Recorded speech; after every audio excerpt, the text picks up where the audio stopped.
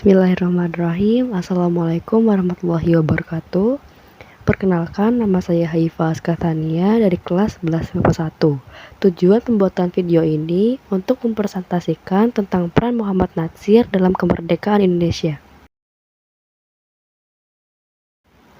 Biografi kehidupan Muhammad Natsir lahir di Alahan Panjang, Lembang Gumanti, Solok, Sumatera Barat pada 17 Juli 1908. Lahir dari keluarga Minangkabau yang taat dalam menjalankan ajaran agama Islam.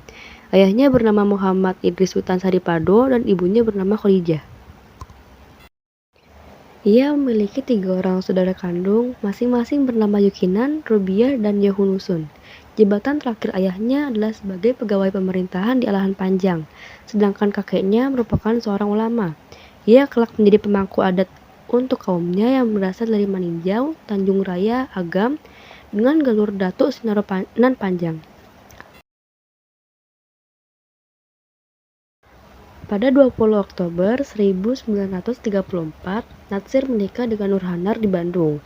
Dari pernikahan tersebut, Natsir dikaruniai 6 orang anak, masing-masing bernama Siti Musliha, Ida Natsir, yang sekarang di Pondok Pesantren Darul Falah, Bogor, Abu Hanifah, Aisyah, dan Fauzi Natsir. Semuanya adalah guru. Natsir juga diketahui menguasai berbagai bahasa, seperti Inggris, Belanda, Prancis, Jerman, Arab, dan Esperanto. Natsir juga memiliki kesamaan hobi dan memiliki kedekatan dengan Douwe Dekker, yakni bermain musik. Natsir suka memainkan biola dan Dekker suka bermain gitar. Kedekatannya dengan Dekker menyebabkan Dekker mau masuk Masyumi. Ide-ide Natsir dengan Dekker tentang perjuangan, demokrasi, dan keadilan dinilai sehaluan dengan Natsir.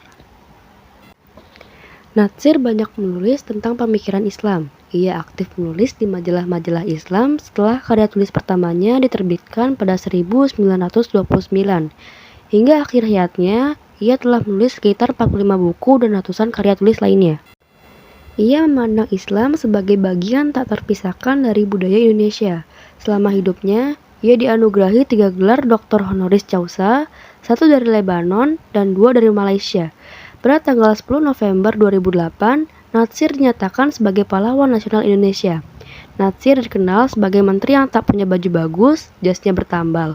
Dia dikenang sebagai menteri yang tak punya rumah dan menolak diberi hadiah mobil mewah. Pendidikan Muhammad Natsir. Natsir memulai pendidikan di Sekolah Rakyat Maninjau selama 2 tahun. Berikutnya dia pindah ke Hollandse Inlandse School atau sekolah Belanda untuk pribumi di Adabiah, Padang. Layaknya anak-anak Minangkabau, Natsir bersekolah di Hihi Solok pada pagi hari dan malam harinya mengaji di Madrasah Diniyah. Pada tahun 1923, Natsir melanjutkan studi di Mir Uitgebreid Lager Onderwijs atau MULO. Di sini dia mulai aktif dalam kegiatan organisasi. Lulus dari MULO, Natsir merantau ke Bandung untuk belajar di Algemene Middelbare School atau AMS dan lulus tahun 1930. Saat sekolah di MULO Padang, Muhammad Natsir bergabung dalam organisasi pemuda Jong Islameten Bond atau JIB. Ketika pindah ke Bandung, Natsir tetap melanjutkan kiprahnya di JIB Bandung, bahkan menjadi ketuanya pada periode 1928 sampai 1932. Selama di Bandung, Natsir juga mendirikan Lembaga Pendidikan Islam atau Pendis. Lalu kemudian ada peran Muhammad Natsir dalam kemerdekaan Indonesia. Muhammad Natsir selama ini dikenal bangsa ini sebagai ulama, politisi, sekaligus pejuang kemerdekaan Indonesia.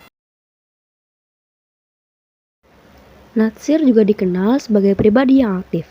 Ia memiliki banyak pengalaman organisasi seperti menjadi wakil ketua KNIP atau Komite Nasional Indonesia Pusat, menjabat sebagai Presiden Liga Muslim Sedunia, World Muslim Congress, Ketua Dewan Masjid Sedunia, serta anggota Dewan Eksekutif Rabithah Alam Islami yang berpusat di Mekah, dan mendirikan Dewan Dakwah Islamiyah Indonesia.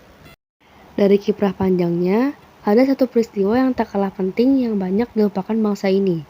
Peristiwa itu terkenal dengan nama Mosi Integral Natsir yang terjadi pada tanggal 3 April 1950. MOSI itu merupakan upaya penyatuan kembali Negara Kesatuan Republik Indonesia yang sebelumnya terpecah belah menjadi 16 negara bagian di bawah bendera Republik Indonesia Serikat. Karena MOSI integral Natsir tersebut, ia diangkat menjadi Perdana Menteri oleh Presiden Soekarno pada 17 Agustus 1950.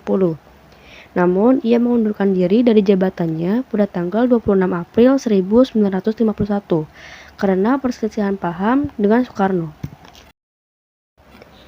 Selama era demokrasi terpimpin di Indonesia, ia terlibat dalam pertentangan terhadap pemerintah yang semakin otoriter dan bergabung dengan pemerintahan revolusioner Republik Indonesia setelah meninggalkan Pulau Jawa.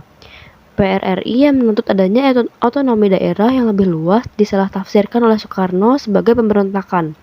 Akibatnya, ia ditangkap dan dipenjarakan di Malang dari tahun 1962 sampai 1964 dan dibebaskan pada masa Orde Baru pada tanggal 26 Juli 1966.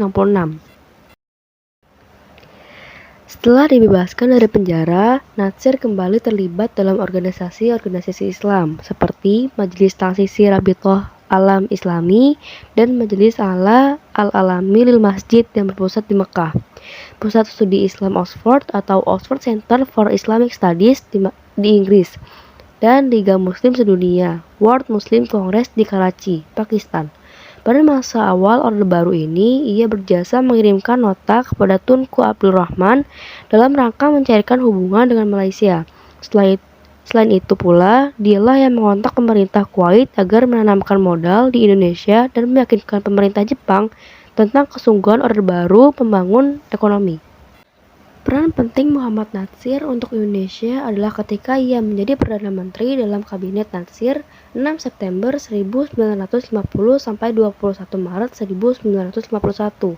Ia berhasil dalam upaya perundingan antara Indonesia dan Belanda untuk pertama kalinya mengenai masalah Irian Barat dan memperkenalkan sistem ekonomi Gerakan Benteng. Pada tahun 1941, Natsir yang saat itu berusia 33 tahun sudah menulis penindasan Israel terhadap Baitul Maqdis dengan perspektif hukum internasional.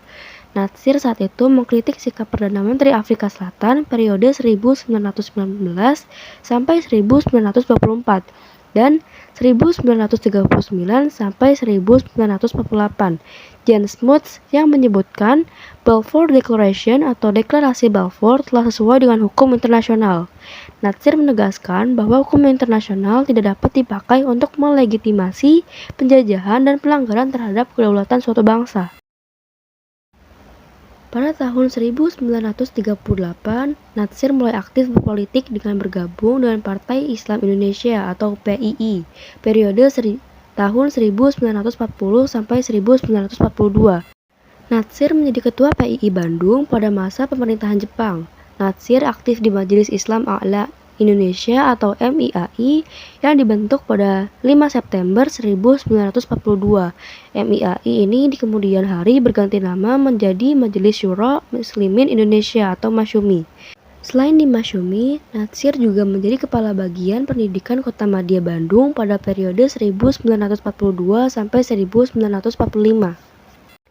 Sekian dari saya, mohon maaf bila ada kekurangan, mohon maaf bila suara saya kurang terdengar. Sesuai lagu Tulus, saya pamit. Terima kasih. Danke, vielen Dank.